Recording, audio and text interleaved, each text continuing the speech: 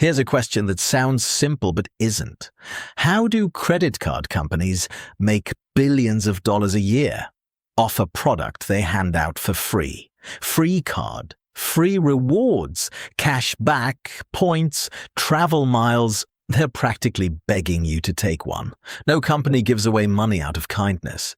The truth is, the modern credit card is one of the most carefully engineered profit machines ever designed, built by psychologists, data scientists, and mathematicians who understand your brain better than you do. And today, I'm going to walk you through every trap inside it, one by one. Because once you see how the machine works, you can beat it. And here's the twist. Beating it is easier than you think. First, understand who pays for all of this. Credit card companies earn money in three main ways. 1. Interest, the money you pay when you carry a balance from month to month. 2. Fees, late fees, annual fees, cash advance fees, foreign transaction fees, and more. And 3. Swipe fees. Every time you tap your card, the store you're buying from pays a cut, usually around 2 to 3%, and a slice of that flows straight back to the card company, every single purchase, every single day, millions of times over. Now here's the important part. The industry quietly sorts customers into two groups. People who pay their balance in full every month. Inside the industry, they've historically been called deadbeats. Yes, really, because they generate almost no interest income. And the people who carry a balance month after month, paying interest year after year, those are the most valuable customers in the entire system. Sit with that for a second. In this business, the customer who manages money badly is the prize. The customer who manages money well is the freeloader. The whole machine, the rewards, the design, the marketing, the app, is tuned to gently invisibly move you from the first group into the second. And it starts with the most innocent-looking number on your statement. Open any credit card statement, and one number is printed nice and friendly, the minimum payment. Maybe your balance is $3,000, and the minimum says 35. What a relief, right? That tiny number is the single most profitable illusion in consumer finance. Here's what it actually does.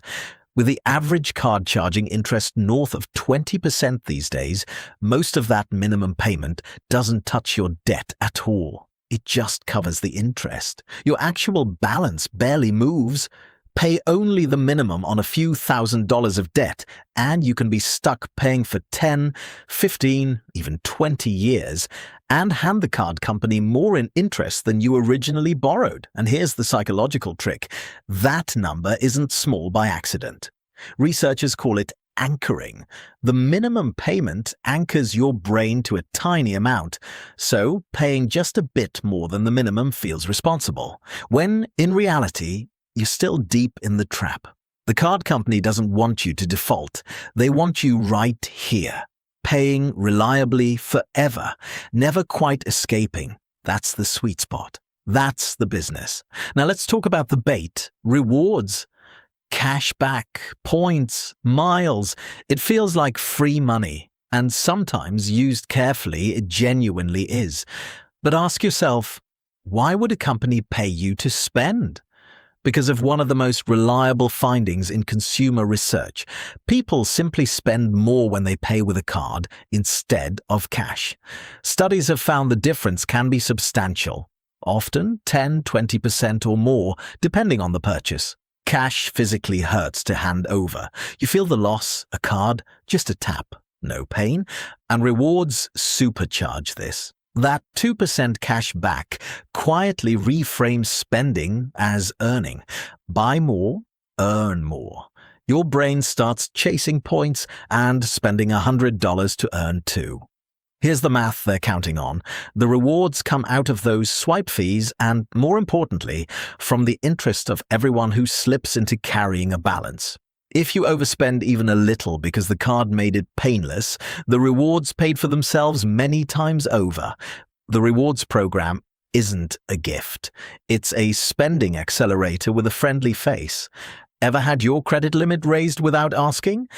A friendly little message pops up. Good news!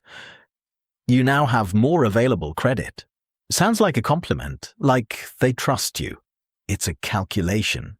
A higher limit does two things, and both of them work for the card company. First, it makes your current balance look smaller next to your limit, which feels safer. So you loosen up and spend more freely. Second, it raises the ceiling on how much debt you can eventually carry. More room, more spending, more balance, more interest. Simple as that. And there's a subtler move here too. Available credit starts to feel like your money. That $5,000 limit sits in the back of your mind like a backup fund for emergencies, for a trip, for just this once.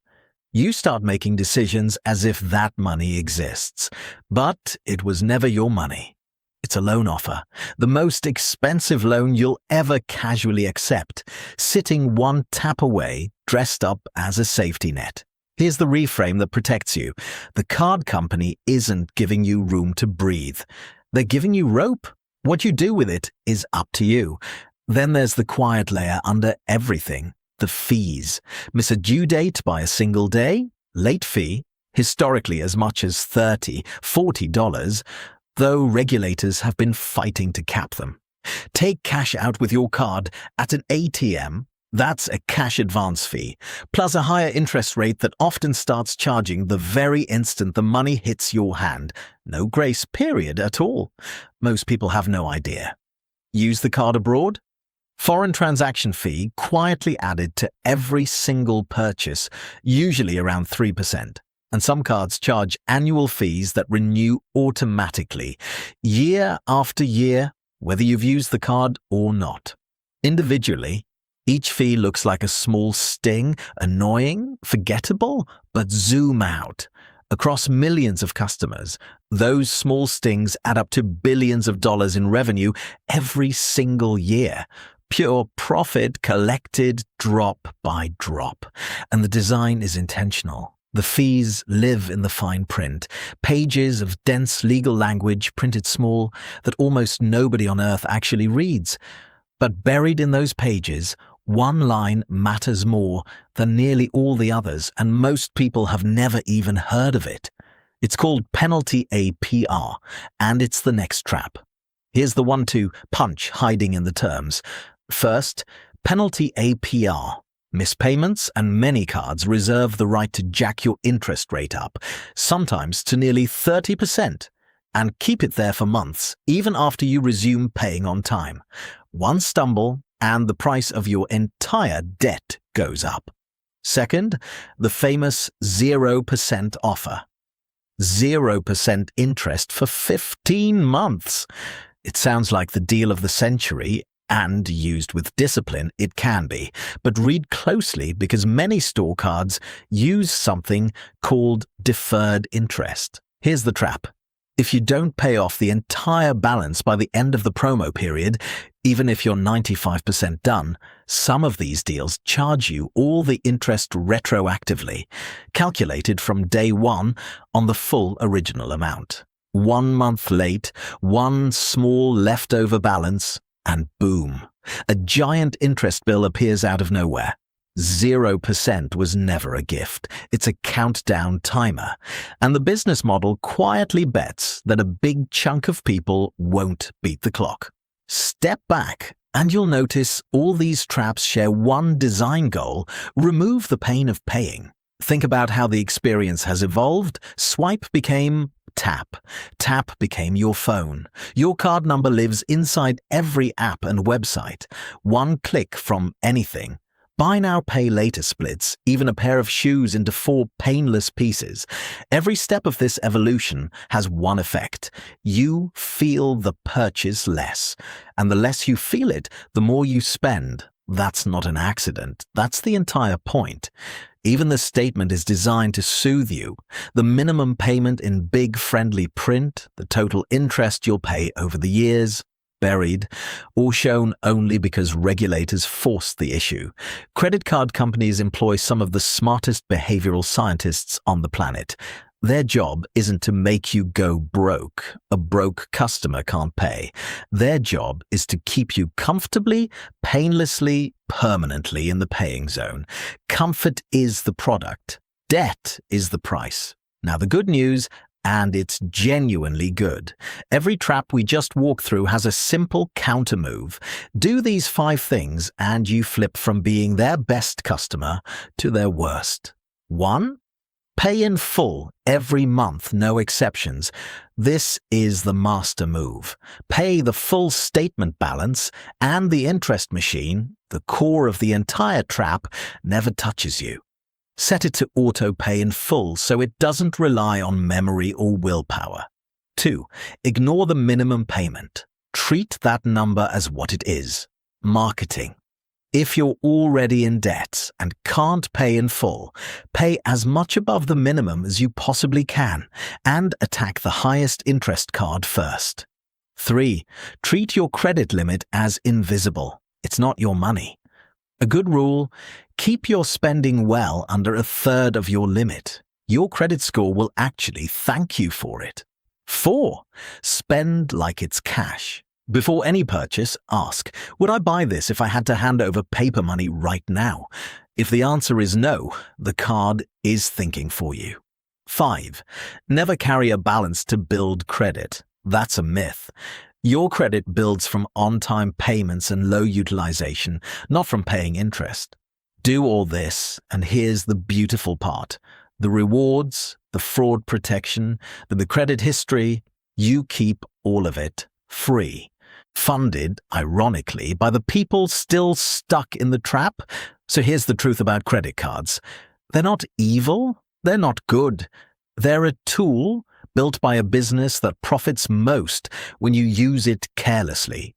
The card in your wallet was designed by people who studied your psychology for decades, and every trap we covered exists because, statistically, it works on most people. But now, you've seen the blueprint. The minimum payment illusion, the rewards bait, the limit game, the fee maze, the 0% countdown, the painless tap. None of it, not one trick, works on someone who sees it coming. That's the entire secret. Used with discipline, a credit card costs you nothing and actually pays you back. Rewards, protection, a stronger credit score. Used the way they're quietly hoping, it becomes the most expensive money in your life, a debt that follows you for decades. Same card, same wallet, completely different outcome. The difference isn't the card, it's whether you understand the machine behind it. So, do one thing today. Open your credit card statement, the real one, and find 2 numbers: your interest rate and what you actually paid in interest and fees over the last year. That number is your personal price tag for the trap.